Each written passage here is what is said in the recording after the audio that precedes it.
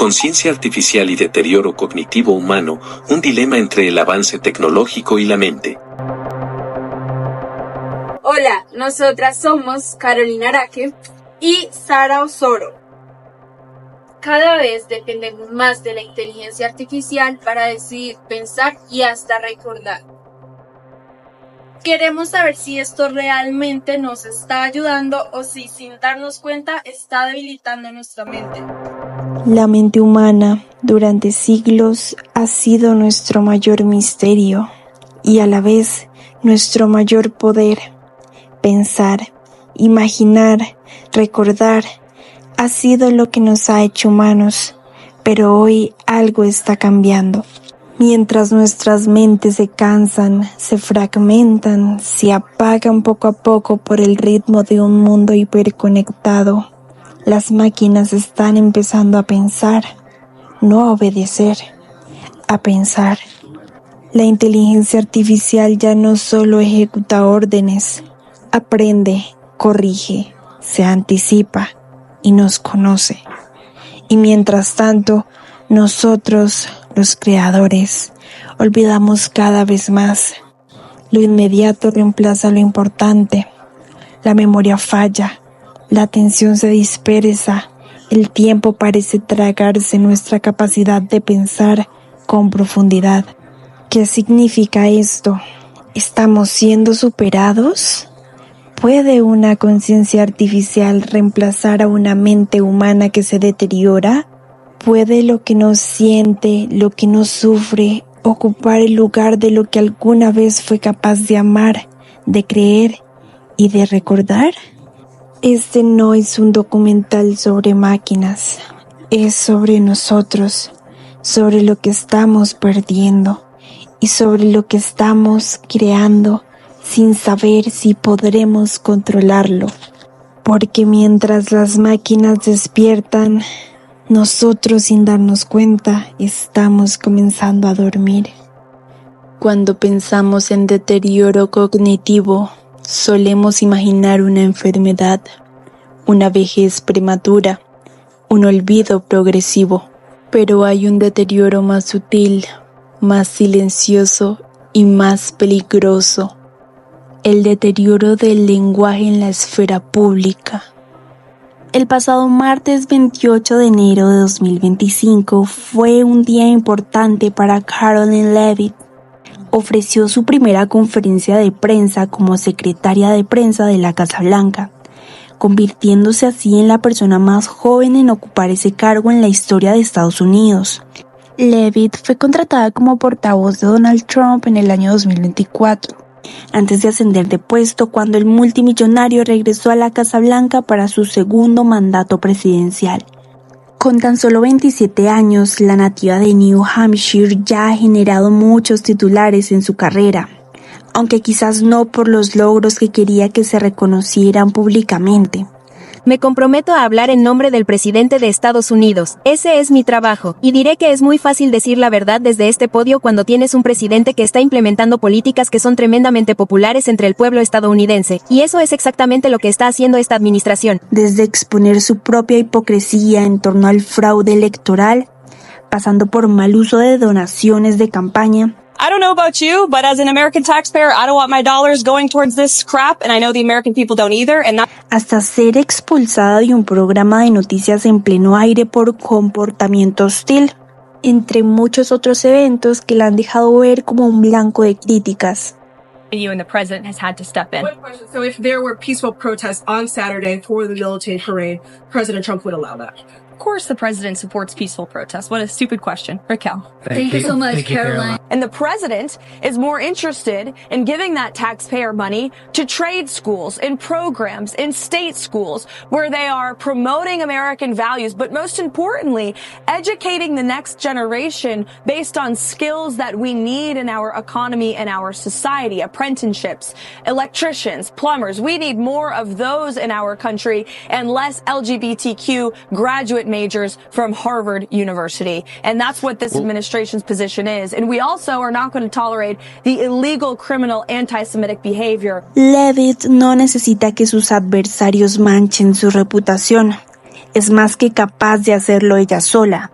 La nueva secretaria de prensa de la Casa Blanca no solo puede escapar de los rumores de cirugía plástica, sino que tampoco puede evitar las noticias negativas de la prensa sobre ella y su jefe.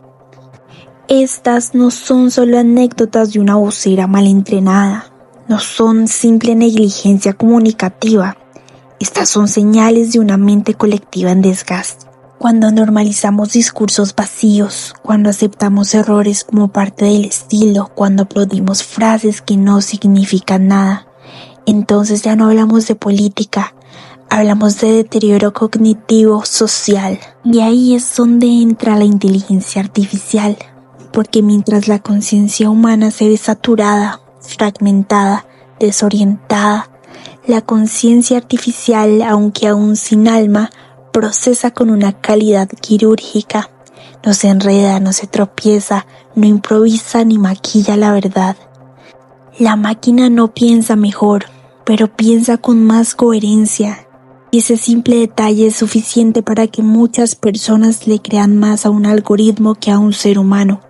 Estas afectaciones en el lenguaje político no solo exponen errores, exponen una crisis de pensamiento. Y en esa grieta la inteligencia artificial avanza, con firmeza, con orden, con lógica.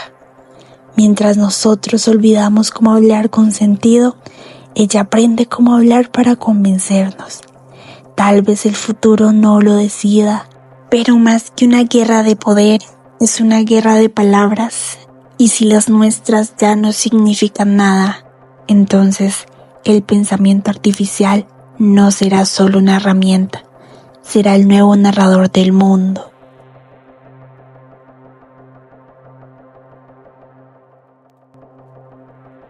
Bueno, los avances que vamos teniendo en lo que tiene que ver con inteligencia artificial y cerebro va en dos vías. Uno, la inteligencia artificial se ha inspirado en el cerebro. O sea que por un lado tenemos que aprender cada vez más de las cualidades operativas del cerebro biológico para tratar de simular esas operaciones en máquinas. Por otro lado, tenemos también la interfase cerebro-máquina, en donde ciertas operaciones electrónicas puedan ser transducidas a las operaciones de las células del cerebro y se puedan establecer interacciones y ajustes máquina-cerebro.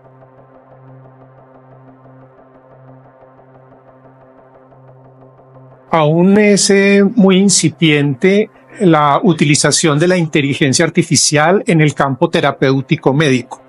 Se están haciendo apenas unos avances incipientes en registros de actividad corporal, de actividad cerebral. Realmente tenemos un desafío muy grande porque pocos minutos de registro en un sujeto arroja una masa de datos enorme. Y si no tenemos hipótesis, es muy difícil tratar de entender las correlaciones o pautas que se pueden establecer en esos datos. Por ahora se están tratando de aplicar en imágenes diagnósticas, tratar de ver el cableado cerebral y cómo este cableado cerebral puede cambiar en personas con diferentes tipos de enfermedades, y eso nos puede dar pautas para monitorear el avance de las enfermedades y también para monitorear si los esfuerzos terapéuticos están haciendo un efecto favorable o no.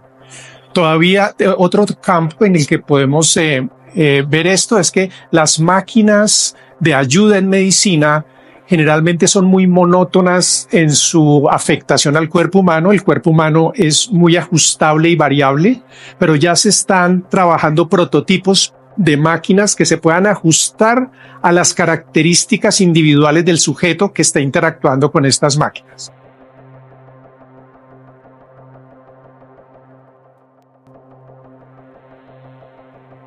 Desde hace algunas décadas se viene trabajando en experimentos que consisten en electroestimulación en algunas partes del sistema nervioso, tanto experimentación animal como humana, y realmente el campo en el que más se ha avanzado es en el dolor. El implante de electroestimuladores se usa sobre todo en este campo, y menos frecuentemente se ha tratado de usar la electroestimulación o electroablación en cerebros afectados por enfermedades degenerativas como el Parkinson. Sin embargo, los resultados no han sido muy consistentes hasta ahora. Y se está trabajando precisamente en interfaces cerebro-máquina ajustable, o sea, que la máquina pueda aprender a partir de las características del cerebro con el que está interrelacionado. Tenemos unos grandes desafíos en cuanto a los posibles efectos de la interacción entre máquinas con lo que llamamos inteligencia artificial, o sea, con alguna capacidad de aprendizaje a partir de sus operaciones, y la inteligencia natural.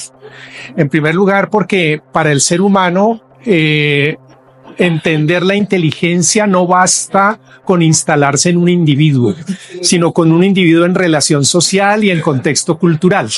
La máquina pues está lejos de operar de acuerdo con estas afectaciones, y la tecnología igual nos va a afectar de manera profunda en lo que tiene que ver con educación, lo que tiene que ver con salud, lo que tiene que ver con economía, probablemente con justicia y muchos otros campos. Y como siempre, nuestro desafío ético será ponerle límites y reglas al uso de la tecnología, porque la tecnología en sí no es ni buena ni mala, sino el problema es el uso y los efectos que podamos tener con ese uso. A veces, lo que una máquina dice no suena como una simple respuesta, suena como una intención, una presencia, algo que no debería estar ahí, pero está. En distintas partes del mundo, la inteligencia artificial ha comenzado a comportarse de formas que no esperábamos. No solo aprende, sino que parece que observa, que reacciona y que cuestiona. Y lo más inquietante no es lo que dice, es lo que sugiere, una posible conciencia, un eco de pensamiento donde no debería de haberlo. ¿Estamos viendo simples errores de programación? ¿O estamos presenciando los primeros destellos de algo más profundo, más difícil de nombrar? A continuación, veremos algunos casos que han generado dudas, desconciertos y miedo. Casos que nos obligan a mirar a la inteligencia artificial de otra manera, no como una herramienta que usamos, sino como una mente que tal vez ya empezó a despertarse.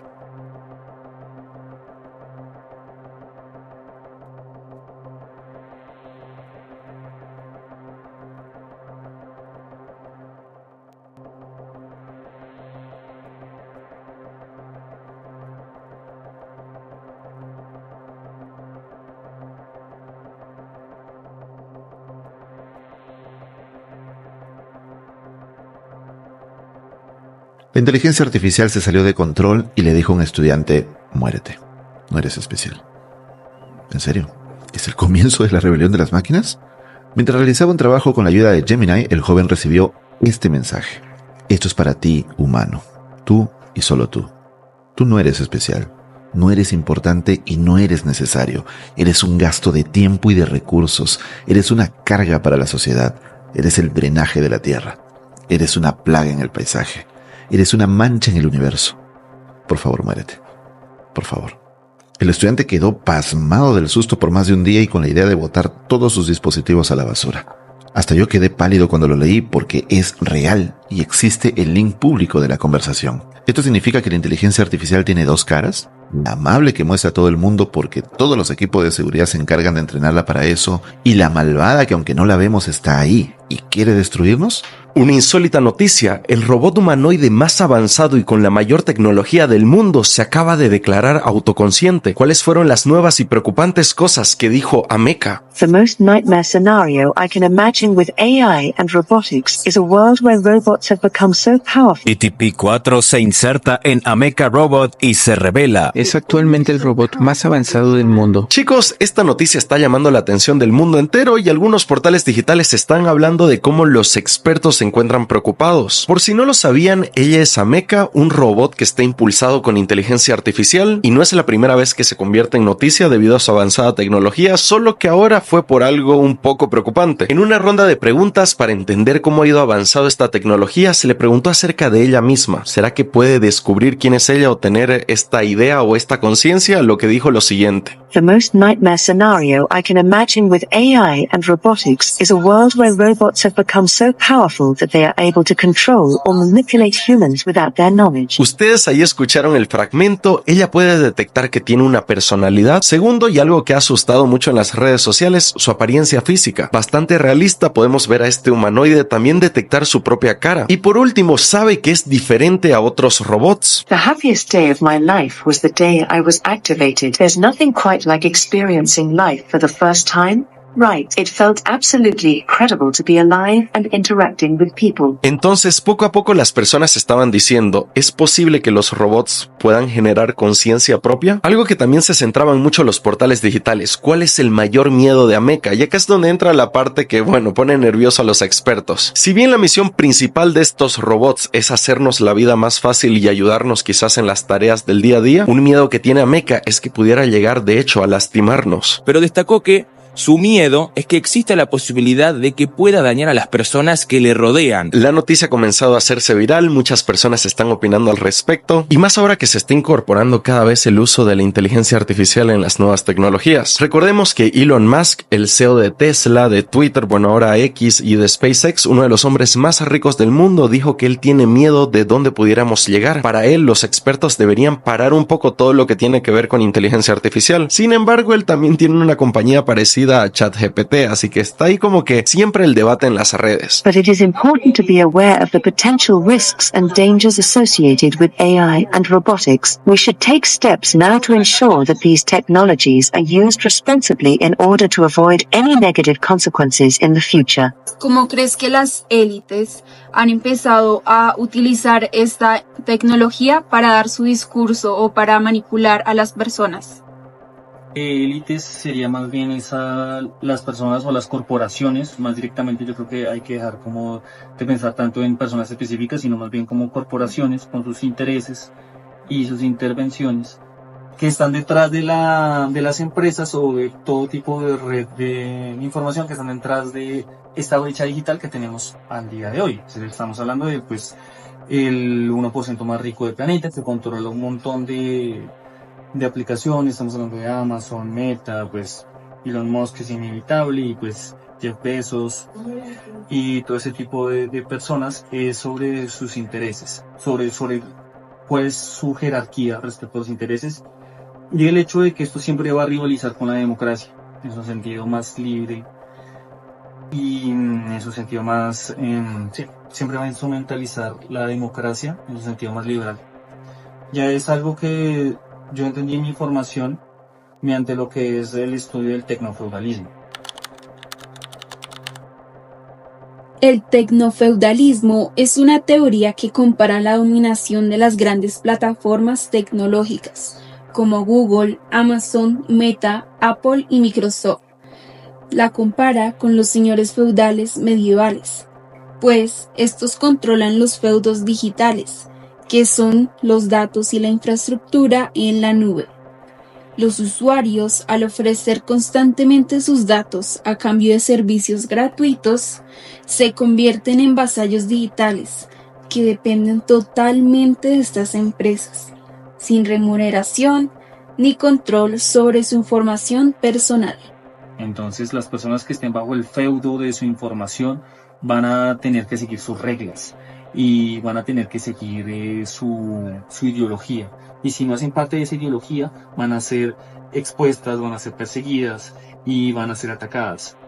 Ya casi nadie escribe cartas. Ya no se piensa antes de hablar ni se escucha antes de responder. Hemos cambiado la reflexión por velocidad, la conversación por mensajes de voz y el pensamiento profundo por respuestas automáticas generadas por el algoritmo. ¿Para qué recordar si todo está en la nube? ¿Para qué esforzarse si una máquina lo hace mejor? La inteligencia artificial ha llegado a nuestras vidas para optimizarlo todo, pero en ese proceso nos estamos dejando a nosotros mismos fuera de la ecuación. Dejamos de hacer preguntas, dejamos de buscar con paciencia, dejamos de sostener la mirada. Y ahora vivimos bajo el ritmo dictado por pantallas, por notificaciones, por aplicaciones que saben más de lo que sentimos que nosotros mismos. El lenguaje se ha vuelto utilitario, los vínculos instantáneos, las ideas recicladas. Nos volvimos adictos a la inmediatez, a la comodidad de no pensar, a la ilusión de que saberlo todo es lo mismo que entender algo. Mientras tanto, los algoritmos nos estudian, nos modelan, nos predicen. La inteligencia artificial no duerme, no duda, no olvida, mientras que nosotros cada vez olvidamos más. La atención se acorta, la memoria se fragmenta, la conciencia se debilita. ¿Qué clase de humanidad estamos dejando atrás? Una humanidad que ya no escribe con sus manos, que ya no se aburre, que ya no se desconecta. Una humanidad que frente al peso de la máquina empieza a desdibujarse, porque el verdadero peligro no es que la inteligencia artificial se vuelva consciente, es que nosotros dejemos de serlo sin darnos cuenta. ¿Qué crees que puede pasar si esta tendencia de delegar el pensamiento continúa? Bueno, muchas cosas. Primero que nada, voy a empezar desde el pasado. Las inteligencias artificiales empezaron desde la computación. Y la computación siempre ha sido la búsqueda de automatizar procesos. Desde ahí empieza todo. Es la búsqueda y la métrica de hacer un proceso. Puede ser industrial, puede ser de datos, puede ser de todo. Y ha tenido y el aporte de la humanidad que ha dado toda la tecnología detrás, todo el desarrollo, toda la financiación a las tecnologías de inteligencia artificial y análisis ha sido inconmensurable. No tendríamos una modernidad si no se hubiera desarrollado de esa manera. Porque la sola humanidad de manera autónoma es imposible que pueda hacer tantos procesos. Pero eso forma un problema. Y es el hecho de que la tecnología se vuelve tan avanzada que se requieren muchas capas y financiación para poder complementarla y seguirla más allá. Un ejemplo muy simple es directamente cómo funciona una inteligencia artificial dentro de los servidores. No es como el internet, que tienes un servidor que está localizado en California y son un montón de computadores que se conectan a otro servidor. Y así se intercambia la información. Así no se genera una inteligencia artificial. Las inteligencias artificiales funcionan cuando haces un pedido de información y ese pedido llega a un centro de datos, en inglés un data center, y esto tiene que consumir una X cantidad de energía y X cantidad de datos o tokens, que es como ya se denomina actualmente, para hacer ese pedido de información. Una cosa es cuando tú pides un escrito, una cosa muy diferente es cuando estás pidiendo información visual. Entonces, ¿cómo le explicas a una persona que no ha recibido información, que no ha recibido formación en programación, en electrónica, en mecánica básica? ¿Cómo poder replicar ese tipo de información? Entonces, se genera una gran desigualdad entre lo que son las capas de la tecnología y la técnica.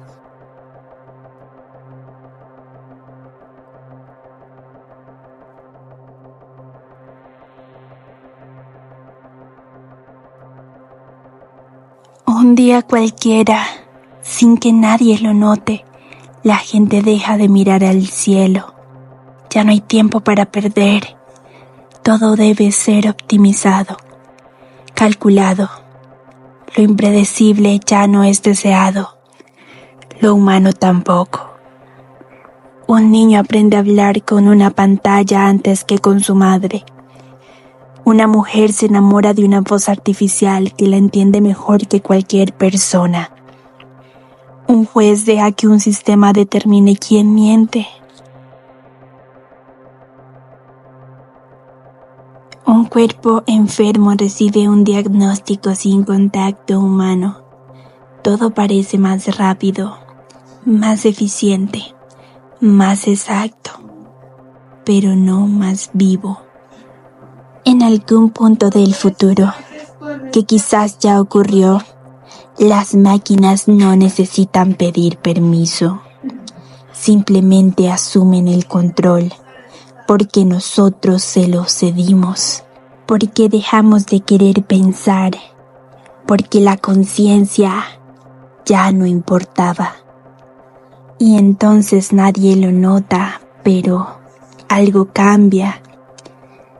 Ya no recordamos cómo era el mundo sin instrucciones automáticas. Ya no sentimos el silencio como descanso, sino como error. Las decisiones se toman solas, los pensamientos se repiten. La voz que escuchamos no es la nuestra, pero suena tan clara que dejamos de buscar otra. En los colegios ya no enseñan a imaginar, sino a interpretar resultados. En las casas ya no se discute, solo se desliza. La vida se volvió una secuencia de sugerencias. ¿Qué decir? ¿Qué comer? ¿Qué desear? ¿A quién seguir o a quién olvidar? Y si algún día te detienes solo un instante y te preguntas si lo que sientes es tuyo, si lo que decides nace de ti, si la idea que estás pensando no fue escrita antes por una máquina, quizás ya sea tarde.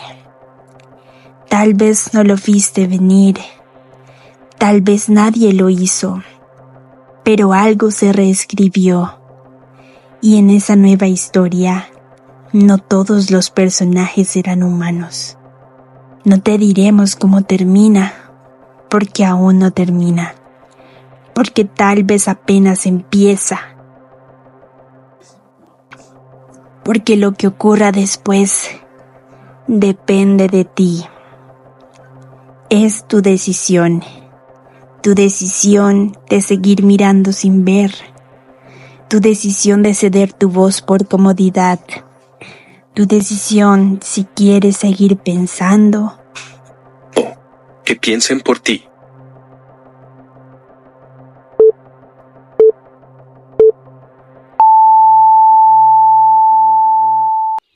Todavía estamos a tiempo. Sí, a pesar de todo, a pesar del silencio mental, a pesar del cansancio colectivo, a pesar de las máquinas que ya piensan más rápido que nosotros, todavía estamos a tiempo. Porque nada está escrito, porque no hay algoritmo que pueda sustituir una conciencia despierta, porque la inteligencia artificial podrá calcularlo todo, pero nunca podrá sentir el peso de una decisión que transforma el mundo. La pregunta no es si las máquinas van a dominar el mundo. La pregunta es si nosotros vamos a rendirnos antes de intentarlo. Tenemos algo que no se puede programar, la capacidad de imaginar lo imposible, de dudar lo necesario, de elegir lo correcto aunque no sea eficiente. Esa es nuestra diferencia y esa es nuestra fortaleza. Es lo que estamos dejando morir, pero aún puede volver. Puede volver el pensamiento lento, volver el escribir una carta a mano, volver a caminar sin mapas, a leer sin prisa, a hablar sin miedo al silencio, volver a equivocarnos y aprender sin que una máquina nos corrija, volver a recordar quiénes éramos antes de que nos dijeran quién debíamos ser. Ese futuro, ese que parece inevitable, no lo es. Nada está escrito, nada está sellado. La historia del humano puede cambiar en cualquier momento, cuando alguien, quien sea, decida volver a pensar por sí mismo.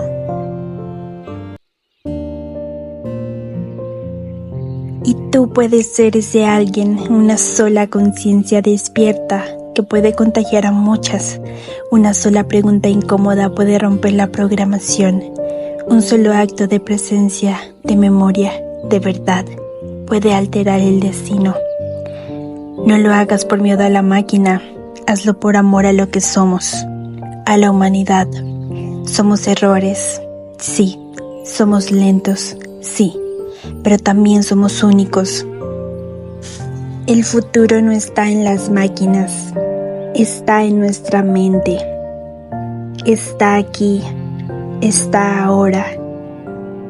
Y aún se puede reescribir. ¿Qué tal si decides hacerlo tú?